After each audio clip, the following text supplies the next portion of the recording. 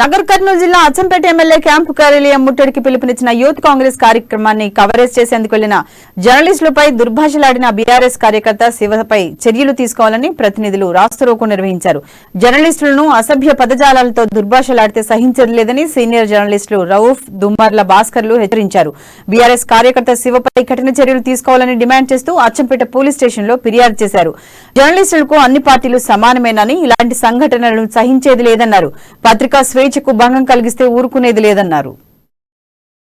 Camp office కార్యాలయం ముట్టడి కార్యక్రమం ఉందంటే కవరేజ్ చేయడానికి వెళ్లిన విలేకరులపై అక్కడ ఉన్న క్యాంప్ కార్యాలయం ఉన్న బీఆర్ఎస్ కార్యకర్త శివ అనే వ్యక్తి విలేకరులను దుర్భాషలాడుతూ మాట్లాడని విధంగా నోటితో మాట్లాడని విధంగా దుర్భాషలాడుతూ తిట్టడం అసభ్యంగా దీన్ని మేము తీవ్రంగా ఖండిస్తున్నాం. విలేకరులు అందరు పార్టీలు అన్ని పార్టీలు మనకు సమానమే.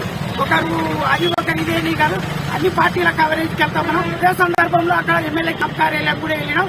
పోలీసుల సమక్షంగానే ఈ రకంగా తిట్టడం ఎంతవరకు సమంజసము? శివను వెంటనే అరెస్టు చేయాలి.